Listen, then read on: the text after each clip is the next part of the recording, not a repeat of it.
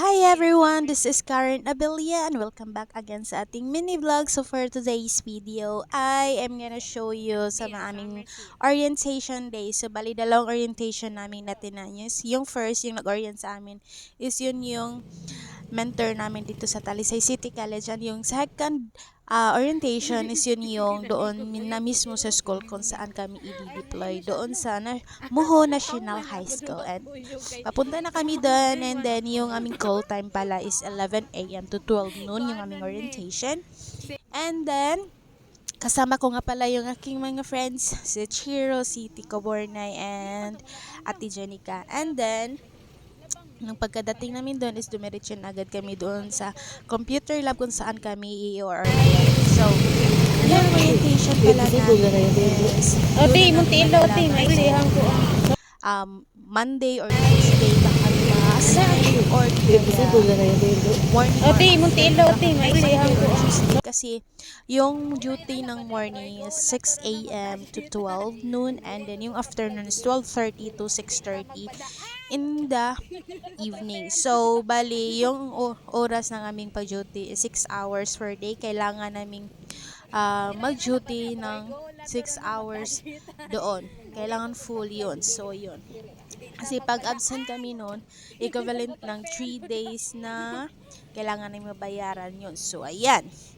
So, another thing na malalaman namin sa aming orientation is yung mga guidelines sa deployment of the students as a observer. So, and then yung field of study sa mga observation, tapos yung purpose, and then yung yung mga what is the teachers typically observe, kung ano yung dapat namin observe na, tapos yung mga common activities in the field of studies, and then yung mga duties and responsibilities of mentors at parental teachers, and then kung ano yung nila, and then next is yung kanilang, kami mismo, yung duties and person or responsibilities as a observer. So, ayun.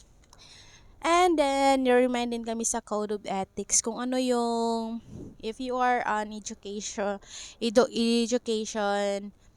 na student, so you will know what is the Code of Ethics as a teacher. So, ayun lang. So, after namin doon sa aming orientation, natapos kami ng mga 12, I guess 12:30 ng